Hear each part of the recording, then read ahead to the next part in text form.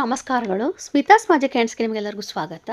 ನೋಡಿ, ವರಮಹಾಲಕ್ಷ್ಮಿ ಹಬ್ಬವು ನಮಗೆ ಆಗಸ್ಟ್ 28ನೇ ತಾರೀಕು ಅಂದಿನ ದಿವಸ ನಾವು ಆಚರಣೆ ಮಾಡ್ತೇವೆ. ಹಾಗೆ ಅಂದಿನ ದಿವಸ ಹುಣ್ಣಿಮೆಯೂ ಕೂಡ ಇದೆ. ಸೊ ನಾನು ಮೊದಲನೇ ವಿಡಿಯೋ ಪ್ರಾರಂಭ ಮಾಡ್ತಿರೋಂಥದ್ದು ಸುಮಂಗಲಿಯರಿಗೆ ಯಾವ ರೀತಿ ನಾವು ಕುಂಕುಮವನ್ನು ಕೊಡಬೇಕಾಗುತ್ತದೆ, ಯಾವ ರೀತಿ ಸಿದ್ಧತೆ ಮಾಡಬೇಕು ಅಂತ ತಿಳಿಸ್ಕೊಡ್ತಾ ಇದ್ದೇನೆ.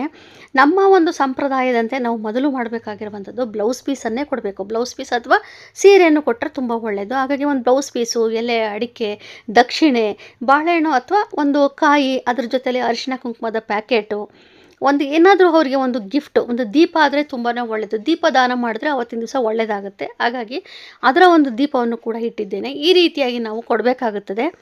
ಅದೇ ದಿನಕ್ಕೂ ಏನಾಗುತ್ತೆ ಅಂದರೆ ನಮ್ಮ ಒಂದು ಜೀವನ ಶೈಲಿ ಕೂಡ ಬದಲಾಗುತ್ತೆ. ಈಗ ಕೊಟ್ಟಿರುವಂಥ ಬ್ಲೌಸ್ ಪೀಸನ್ನು ಯಾರೂ ಸಹ ಉಪಯೋಗಿಸೋದೇ ಇಲ್ಲ. ಅದು ಒಬ್ಬರಿಂದ ಒಬ್ಬರಿಗೆ ಕೊಡ್ತಾ ಹೋಗ್ತಾರೆ. ಅದರ ಬದಲಿಗೆ ನಾವು ಈಗಿನ ಒಂದು ಪ್ರಕಾರದಂತೆ, ಅಂದರೆ ಈಗ ನಮ್ಮ ಒಂದು ಜೀವನ ಶೈಲಿಯಂತೆ ಹೊಸ ಒಂದು ದಿನನಿತ್ಯನೂ ನಾವು ನೋಡ್ತಾ ಇರ್ತೇವೆ. ಒಂದು ಹೊಸ ವಸ್ತುಗಳನ್ನು ನಾವು ತೆಗೆದುಕೊಂಡು ಬಂದು ಅವರಿಗೆ ಕೊಡೋದ್ರಿಂದನೂ ಕೂಡ ಅದು ಅವರು ಉಪಯೋಗನೂ ಮಾಡ್ಕೊಳ್ತಾರೆ. ಜೊತೆಗೆ ಅವ್ರಿಗೂ ಖುಷಿ ಆಗುತ್ತೆ, ನಮಗೂ ಖುಷಿ ಆಗುತ್ತೆ. ನೋಡಿ, ಇದೊಂದು ತಾಮ್ರದ ಬಾಕ್ಸ್. ಅದು ಆ ಒಂದು ಬಾಕ್ಸಿನೊಳಗೆ ನಾವು ಅರಿಶಿಣದ ಕುಂಕುಮ, ಆಮೇಲೆ ಬಳೆ, ಪ್ರತಿಯೊಂದನ್ನು ಕೂಡ ನಾವು ಅದರಲ್ಲಿ ಇಟ್ಟು ಒಂದು ಬ್ಯಾಗ್ ಸಮೇತ ಅವರಿಗೆ ಕೊಟ್ಟು ಅದರಲ್ಲಿ ಎಲೆ, ಅಡಿಕೆ, ಬಾಳೆಹಣ್ಣು, ಹೂವು ಎಲ್ಲವನ್ನೂ ಅವರಿಗೆ ಅರಿಶಿಣ ಕುಂಕುಮ ಸಮೇತ ಕೊಟ್ಟರೆ ಅವ್ರಿಗೂ ಕೂಡ ಖುಷಿ ಆಗುತ್ತೆ. ಆಮೇಲೆ ಅದನ್ನು ಉಪಯೋಗಿಸ್ಕೊಳ್ತಾರೆ. ಆ ರೀತಿಯಾಗಿ ನಾವು ಕೊಡುವುದು ತುಂಬಾ ಒಳ್ಳೆಯದು. ನೋಡಿ, ಇದು ಒಂದು ರೀತಿಯಲ್ಲಿ. ನೋಡಿ, ನಿಮಗೆ ಇನ್ನೊಂದು ಮುಖ್ಯವಾದ ಮಾಹಿತಿ ಕೊಡಬೇಕು. ಅಡಿಕೆಯನ್ನು ಕೊಡಬೇಕಾದ್ರೆ ಚೂರು ಅಡಿಕೆಯನ್ನು ಕೊಡೋದಕ್ಕೆ ಹೋಗಬೇಡಿ. ಆದಷ್ಟು ಒಂದು ಅಡಿಕೆಯಲ್ಲಿ ಅರ್ಧ ಮಾಡಿರ್ತಾರಲ್ಲ, ಬಟ್ಲ ಅಡಿಕೆ, ಆ ಥರ ಕೊಡಿ. ಇಲ್ಲ ಅಂತಂದರೆ ಪೂರ್ಣ ಸಮೇತ ಇರೋಂಥದ್ದು ಕೊಡಬೇಕು. ಅದರಲ್ಲೂ ಗರ್ಭಿಣಿಯರಿಗೆ ಮಾತ್ರ ಚೂರು ಅಡಿಕೆ ಆಗಿರಲಿ ಅಥವಾ ಕಾಯಿ, ಸಿಪ್ಪೆ ತೆಗೆದಿರೋ ಕಾಯಿಯನ್ನು ಸಹ ಕೊಡೋದಕ್ಕೆ ಬರೋದಿಲ್ಲ. ಅವ್ರಿಗೆ ಪೂರ್ಣ ಫಲ ಅಂತೇಳಿ ಪೂರ್ಣವಾಗಿರೋಂಥ ಕಾಯಿಯನ್ನೇ ಕೊಡಬೇಕಾಗುತ್ತೆ. ಆಮೇಲೆ ಅಡಿಕೆನೂ ಅಷ್ಟೇ, ಒಡೆದಿರೋ ಅಡಿಕೆ ಕೊಡಬಾರ್ದು. ಆಮೇಲೆ ಬಾಳೆಹಣ್ಣು ಕೊಡೋದಾದರೆ ನೀವು ಒಂದು ಕಾಯಿ ಚಿಪ್ಪನ್ನು ಅಷ್ಟು ಸಮೇತ ಕೊಡಬೇಕಾಗುತ್ತದೆ. ಸಾಮಾನ್ಯ ಜನರಿಗೆ ಕೊಡೋ ರೀತಿಯಲ್ಲಿ ಅವರಿಗೆ ಕೊಡೋದಕ್ಕೆ ಬರೋದಿಲ್ಲ. ಅದನ್ನು ನಾವು ಗಮನದಲ್ಲಿ ಇಟ್ಕೋಬೇಕು. ಹಾಗೆಯೇ ಮತ್ತೊಂದು ರೀತಿಯಲ್ಲಿ ತಿಳಿಸ್ಕೊಡ್ತಿದ್ದೇನೆ. ಇದು ಒಂಥರ ನೋಡಿ, ತುಂಬ ಚೆನ್ನಾಗಿದೆ. ಹಸು ಮತ್ತು ಕರು ಇರುವಂಥ ಚಿತ್ರ. ಅದು ಬಾಕ್ಸ್ನೊಳಗೆ, ಆ ಒಂದು ಟ್ರೇ ಒಳಗೆ, ಅದರೊಳಗೆ ನಾವು ಇದು ನೋಡೋದಕ್ಕೂ ತುಂಬ ಚೆನ್ನಾಗಿದೆ. ಬ್ಯಾಗ್ ಕೂಡ ಚೆನ್ನಾಗಿದೆ. ಅದರೊಳಗೆ ನಾವು ಒಂದು 2 ವಿಳೆದೆಲೆ, ಅಡಿಕೆ, ದಕ್ಷಿಣೆ, ಬಾಳೆಹಣ್ಣು ಅಥವಾ ಕಾಯಿ, ಅರಿಶಿಣ, ಕುಂಕುಮ, ಹೂವು ಇಷ್ಟನ್ನು ಕೂಡ ನಾವು ಮನೆಗೆ ಅವ್ರಿಗೆ ಯಾರೆಲ್ಲ ಬರ್ತಾರೋ ಅವರಿಗೆ ಇಷ್ಟನ್ನು ನಾವು ಕೊಡೋದ್ರಿಂದ ನೋಡೋದಕ್ಕೂ ತುಂಬ ಸುಂದರವಾಗಿದೆ. ಇಟ್ಟರೆ ಅವರು ಉಪಯೋಗಿಸ್ಕೊಳ್ತಾರೆ. ಬ್ಯಾಗ್ ಸಮೇತ ಕೊಡ್ತಾ ಇದ್ದೇನೆ. ಆದರೆ ನಾನು ನಿಮಗೆ ತಿಳಿಸೋದೇನೆಂದರೆ, ಬ್ಯಾಗ್ ಸಮೇತ ನೀವು ತೆಗೆದುಕೋಬೇಕು ಆ ಥರ ಏನಿಲ್ಲ. ನಿಮಗೆ ಆದರೆ ಟ್ರೇ ಅಷ್ಟನ್ನೇ ಕೊಡ್ಬೋದು. ಬ್ಯಾಗ್ ಅದು ಆಪ್ಷನ್ ಆಗಿರ್ತದೆ. ಅದ್ರ ಒಂದು ಸಿದ್ಧತೆ ಮಾಡಿ ಕೊಡುವಂಥದ್ದು ಅಷ್ಟೇ. ನೋಡಿ, ಇದು ಅರಿಶಿನ ಕುಂಕುಮದ ಪ್ಯಾಕೆಟು ಕೂಡ ನಾನು ಎಕ್ಸ್ಟ್ರಾ ತೆಗೆದುಕೊಂಡಿರೋಂಥದ್ದು ಒಂದು 25-30 ಪ್ಯಾಕೆಟ್ ತರಿಸ್ಕೊಂಡಿದ್ದೆ ನಾನು. ಅದನ್ನು ಕೂಡ ತೋರಿಸ್ತಾ ಇದ್ದೇನೆ. ಹಾಗೆ ಇದೊಂದು ಸ್ಟೀಲ್ ಬಾಕ್ಸ್. ಇದು ಈ ಒಂದು ಸ್ಟೀಲ್ ಬಾಕ್ಸನ್ನು ಕೂಡ ನೀವು ತೆಗೆದುಕೊಂಡು ಕೊಡ್ಬೋದು.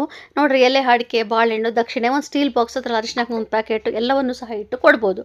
ಹಾಗೆ ನೋಡಿ, ಇದು ಕೃಷ್ಣರಾಧೆ ಇರುವಂಥ ಬ್ಯಾಗ್. ಇದು ಇದರಲ್ಲಿ ಒಂದು ಅರಿಶಿನ ಕುಂಕುಮದ ಪ್ಯಾಕೆಟ್ ಆಗಿರ್ಬೋದು. ನೋಡಿ, ಗಣಪತಿ ಇರುವಂಥ ಅರಿಶಿನ ಕುಂಕುಮದ ಪ್ಯಾಕೆಟ್ ಇದು. ಹಾಗೆ ಅದರಲ್ಲಿ 4 ಬಳೆ, ಒಂದು ಪೌಚು ಎಲ್ಲವನ್ನು ಕೂಡ ಒಂದರಲ್ಲೇ ಹಾಕಿ ಸಿದ್ಧತೆ ಮಾಡಿ ಕೊಡ್ತಾರೆ. ನಿಮಗೆ ಯಾವ ಥರ ಬೇಕೋ ನೀವು ಆ ಥರ ನೀವು ಅದನ್ನ ಕಸ್ಟಮೈಸ್ ಮಾಡ್ಕೋಬೋದು. ನಾನು ಯಾಕೆ ಈ ವಿಡಿಯೋ ಈಗ ಹಾಕ್ತಾ ಇದ್ದೇನೆ ಅಂತಂದರೆ, ನಮಗೆ ಈಗ ಅವಕಾಶ ಇರೋ ಬೇಗನೆ ನಾವು ತೆಗೆದಿಟ್ಕೊಂಡಾಗ ನಮಗೆ ಹಬ್ಬದಲ್ಲಿ ನಮಗೆ ಒಂದು ಗಡಿಬಿಡಿ ಆಗೋದಿಲ್ಲ. ನಾವು ತುಂಬ ಖುಷಿಯಾಗಿ ನಾವು ಎಲ್ಲವನ್ನು ಜೋಡಣೆ ಮಾಡಿಕೊಂಡು ಹಬ್ಬವನ್ನು ಆಚರಣೆ ಮಾಡ್ಬೋದು. ಈಗ ನಾನು ತೋರಿಸ್ತಿರೋ ಬ್ಯಾಗನ್ನು ನಾನೊಂದು 30 ಮೇಲೇ ತೆಗೆದುಕೊಂಡಿದ್ದೇನೆ. ಯಾಕಂದರೆ ನಮ್ಗೆ ಹಬ್ಬ ಆದಮೇಲೂ ಕೂಡ ನಮ್ಮ ಸಂಪ್ರದಾಯ ಏನಪ್ಪ ಅಂತಂದರೆ, ಮನೆಗೆ ನಾವು ಯಾರೇ ಬಂದರೂ ಕೂಡ ನಾವು ಹಾಗೆ ಕಳಿಸೋದೇ ಇಲ್ಲ ಅಲ್ವಾ. ಹಾಗಾಗಿ ನಮ್ಮ ಒಂದು ಹಿಂದೂ ಸಂಪ್ರದಾಯದಂತೆ ಅವ್ರಿಗೊಂದು ಗಿಫ್ಟ್ ಅಂತೇಳಿ ಬ್ಲೌಸ್ ಪೀಸ್ ಬದಲಿಗೆ ಈ ಥರ ಒಂದು ಬ್ಯಾಗು, ಅರಿಶಿನ ಕುಂಕುಮ, ಜೊತೆಲೆ ಒಂದು ಕಾಯಿ ಅಥವಾ ಬಾಳೆಹಣ್ಣು, ಒಂದು ಏನಾದರೂ ಹಣ್ಣು ಆದ್ರೂ ಸರಿಯೇ. ಇದೇ ಹಣ್ಣು ಕೊಡಬೇಕು ಅಂತಿಲ್ಲ. ದಾಳಿಂಬೆ ಹಣ್ಣು ಕೂಡ ಅದು ಲಕ್ಷ್ಮೀ ಅಮ್ಮನವ್ರಿಗೆ ಪ್ರಿಯವಾದದ್ದು. ಆ ಥರ ವಸ್ತುಗಳನ್ನು ಸಹ ನಾವು ಇಟ್ಟು ಕೊಡ್ಬೋದು. ನೋಡಿ, ಈ ಬಾಕ್ಸ್ಗಳನ್ನ ನಾನು ಸಂಕ್ರಾಂತಿ ಹಬ್ಬಕ್ಕೆ ಅಂತೇಳಿ ಈಗಲೇ ತರಿಸಿ ಇಟ್ಕೊಂಡಿರೋಂಥದ್ದು. ಈ ವರಮಹಾಲಕ್ಷ್ಮಿ ಹಬ್ಬಕ್ಕೂ ಬೇಕಾದರೆ ನಾವು ಇದನ್ನು ಕೊಡ್ಬೋದು, ಬೇಕಾದ್ರೆಲ್ಲ ಕೊಡ್ಬೋದು. ನಾನು ಕಡಿಮೆ ಬಿದ್ದರೆ ಇದನ್ನು ಕೂಡ ಕೊಡ್ಬೋದು ಅಂತೇಳಿ ತರಿಸ್ಕೊಂಡಿರೋಂಥದ್ದು. ಇದರಲ್ಲಿ ನಾವು ಎಳ್ಳು ಬೆಲ್ಲವನ್ನು ಹಾಕಿ ಸಹ ಕೊಡ್ಬೋದು. ಹಾಗೆ ವರಮಹಾಲಕ್ಷ್ಮಿ ಹಬ್ಬದಲ್ಲಿ ಅದರಲ್ಲಿ ಅರಿಶಿನ ಕುಂಕುಮದ ಪ್ಯಾಕೆಟು, ದಕ್ಷಿಣೆ, ಆಮೇಲೆ ಬಳೆ ಎಲ್ಲವನ್ನು ಕೂಡ ಇಟ್ಟು ಎಲೆ, ಅಡಿಕೆ ಜೊತೆಲೆ ನಾವು ಕುಂಕುಮ ಸಮೇತ ಕೊಟ್ಟರೆ ತುಂಬಾ ಒಳ್ಳೆಯದು. ಈ ಬಾಕ್ಸ್ ಕೂಡ ನೋಡೋದಕ್ಕೂ ತುಂಬ ಚೆನ್ನಾಗಿದೆ. ಹಾಗೆಯೇ ಅವರು ಕೂಡ ಯಾವುದಕ್ಕಾದ್ರೂ ಉಪಯೋಗಿಸ್ಕೊಳ್ತಾರೆ ಮನೆ ಒಳಗೆ. ಹಾಗಾಗಿ ಇದನ್ನು ನಾನು ತೆಗೆದುಕೊಂಡಿರೋಂಥದ್ದು. ನಾನು ಅರಿಶಿನ ಕುಂಕುಮದ ಪ್ಯಾಕೆಟು, ಈ ಥರ ಬಾಕ್ಸು, ಈ ಬ್ಯಾಗು ಎಲ್ಲವನ್ನು ಕೂಡ ನಾನು ತುಂಬ ತರಿಸ್ಕೊಂಡಿದ್ದೇನೆ. ಅಂದರೆ ಹೇಳಿದ್ನಲ್ಲ, ವರ್ಷ ಇಡೀ ನಾವು ಅದನ್ನು ಉಪಯೋಗ ಮಾಡ್ಕೊಳ್ತಾ ಇರ್ತೇವೆ. ಹಾಗಾಗಿ ಹಾಗೆ ಮತ್ತೊಂದು ಗಿಫ್ಟ್ ಅಂತ ಬಂದಾಗ ನೋಡಿ, ಪ್ರತಿಯೊಂದಕ್ಕೂ ಕೂಡ ನಾವು ಎಲೆ, ಅಡಿಕೆ, ಬಾಳೆಹಣ್ಣು ಎಲ್ಲವನ್ನು ಇಡಲೇಬೇಕಾಗುತ್ತೆ. ಇದು ಪಿಚ್ವಾಯ್ ವರ್ಕ್ ಇರೋಂಥ ಬಾಕ್ಸ್, ಇದು ತುಂಬ ಚೆನ್ನಾಗಿದೆ. ಡ್ರೈ ಫ್ರೂಟ್ಸ್ ಎಲ್ಲ ಹಾಕಿಟ್ರೆ ತುಂಬ ಚೆನ್ನಾಗಿರುತ್ತೆ. ಪ್ರತಿಯೊಂದಕ್ಕೂ ಕೂಡ ನಿಮಗೆ ಅವರು ಒಂದು ಅರಿಶಿನ ಕುಂಕುಮದ ಪ್ಯಾಕೆಟು, ಬಳೆ ಎಲ್ಲವನ್ನೂ ಕೂಡ ಒಂದು ಪೌಚಲ್ಲಿ ಹಾಕಿ ಸಿದ್ಧತೆ ಮಾಡಿಕೊಡ್ತಾರೆ. ಈ ರೀತಿಯಾಗಿ ಕೂಡ ತೆಗೆದುಕೋಬೋದು. ಇಲ್ಲ ನೀವು ನಾವೇ ಎಲ್ಲನೂ ಸಿದ್ಧತೆ ಮಾಡ್ಕೊಳ್ತೇವೆ, ನಮಗೆ ಬ್ಯಾಗ್ ಅಷ್ಟೇ ಸಾಕು ಅಥವಾ ಥಿಂಗ್ಸ್ ಅಷ್ಟೇ ಸಾಕು, ಒಂದು ಬಾಕ್ಸ್ ಅಷ್ಟೇ ಸಾಕು ಅಂತ ನೀವು ಕೇಳಿದ್ರು ಕೂಡ ಅವರು ನಿಮ್ಗೆ ಎಷ್ಟು ಬೇಕೋ ಅಷ್ಟು ಪೀಸಸ್ನ ಅವ್ರು ನಿಮಗೆ ಕಳಿಸ್ತಾರೆ. ನಂಬರ್ ಕೂಡ ನಾನು ನಿಮಗೆ ಡಿಸ್ಪ್ಲೇ ಮೇಲೆ ಹಾಕಿರ್ತೇನೆ. ಅದ್ರ ಜೊತೆಲಿ ಚತುರ್ಭುಜ ಹಸ್ತಪಾದಗಳು ಕೂಡ ತುಂಬ ಚೆನ್ನಾಗಿದೆ. ನಾನು ಕೂಡ ತೆಗೆದುಕೊಂಡಿದ್ದೇನೆ. ಅದನ್ನು ಕೂಡ ನೀವು ತರಿಸ್ಕೋಬೋದು.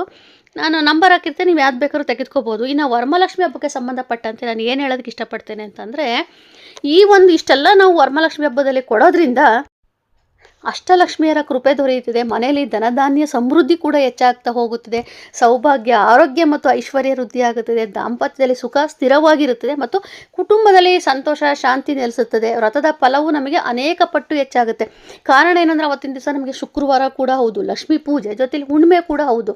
ಅವತ್ತಿನ ದಿವಸ ನಾವು ವಿಶೇಷವಾಗಿ ಅವ್ರು ಯಾರು ಮನೆಗೆ ಬರ್ತಾರೋ ಅವ್ರಿಗೆ ಖುಷಿಯಾಗೋ ಥರ ನಾವು ನಡ್ಕೊಂಡಾಗ ಅವರು ನಮಗೆ ಆಶೀರ್ವಾದ ಮಾಡ್ತಾರೆ ಖುಷಿಯಾಗಿ. ಹಾಗಾಗಿ ದೀರ್ಘ ಸುಮಂಗಲಿ ಭವ ಅಂತೇಳಿ ಅವರ ಆಶೀರ್ವಾದ ಪಡೆಯೋದು ತುಂಬಾ ಮಂಗಳಕರ ಅಂತೇಳಿ ನಾನು ಪರಿಗಣಿಸ್ತೇನೆ. ಹಾಗಾಗಿ ನೀವು ನಿಮಗೆ ಇದೆಲ್ಲ ವಸ್ತುಗಳು ಎಷ್ಟು ಸಾಧ್ಯನೋ ನೀವು ತೆಗೆದುಕೋಬೋದು. ಅಥವಾ ನಾನು ಮೊದಲಿಗೆ ತಿಳಿಸ್ಕೊಟ್ನಲ್ಲ, ಸರಳವಾಗಿ ಒಂದು ಬ್ಲೌಸ್ ಪೀಸನ್ನು ಇಟ್ಟು, ಕಾಯಿಯನ್ನಿಟ್ಟು, ಮನೇಲಿರುವಂಥ ಅರಿಶಿನ ಕುಂಕುಮವನ್ನು ಕೊಟ್ಟು, ಎಲೆ ಅಡಿಕೆ ಕೊಟ್ಟು, ಇಷ್ಟನ್ನು ನೀವು ಅವರಿಗೆ ಕುಂಕುಮವಾಗಿ ಕೊಡಬಹುದು. ಇನ್ನು ನಂತರದ ದಿವಸಗಳಲ್ಲಿ ನಾನು ನಿಮಗೆ ವಾಯುಭಾಗಿಣವನ್ನು ಕೂಡ ತಿಳಿಸ್ಕೊಡ್ತೇನೆ, ಅದನ್ನು ಯಾವ ರೀತಿ ಕೊಡಬೇಕು ಅಂತೇಳಿ.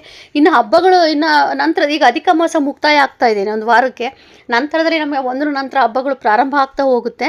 ಪ್ರತಿಯೊಂದು ಹಬ್ಬದ ಬಗ್ಗೆನೂ ಕೂಡ ನಾನು ನಿಮಗೆ ಒಂದು ಮಾಹಿತಿ ಕೊಡ್ತಾ ಹೋಗ್ತೇನೆ. ಎಲ್ಲದ್ರ ಬಗ್ಗೆ ಕೂಡ ತಿಳಿಸ್ಕೊಡ್ತಾ ಹೋಗ್ತೇನೆ. ಇವತ್ತು ನಾನು ನಿಮಗೆ ವರಮಹಾಲಕ್ಷ್ಮಿ ಹಬ್ಬದಲ್ಲಿ ಸುಮಂಗಲರಿಗೆ ಯಾವ ರೀತಿ ನಾವು ಅರಿಶಿಣ ಕುಂಕುಮವನ್ನು ಕೊಡಬೇಕು, ಅವರಿಂದ ಆಶೀರ್ವಾದ ತೆಗೆದುಕೋಬೇಕು ಅನ್ನೋದ್ರ ಬಗ್ಗೆ ಮಾತ್ರ ಮಾಹಿತಿ ಕೊಟ್ಟಿದ್ದೇನೆ. ಇವತ್ತಿನ ವಿಡಿಯೋ ನಿಮಗೆಲ್ಲ ಉಪಯುಕ್ತವಾಗಿದೆ ಅಂತ ನಾನು ಅಂದ್ಕೊಂಡಿದ್ದೇನೆ. ನಿಮಗೆ ಉಪಯುಕ್ತವಾಗಿದ್ದಲ್ಲಿ ದಯವಿಟ್ಟು ಆದಷ್ಟು ಶೇರ್ ಮಾಡಿ, ಲೈಕ್ ಮಾಡಿ, ಕಮೆಂಟ್ ಮಾಡಿ, ಹಾಗೆಯೇ ಸಬ್ಸ್ಕ್ರೈಬ್ ಮಾಡ್ಕೊಳ್ಳಿ. Thank you.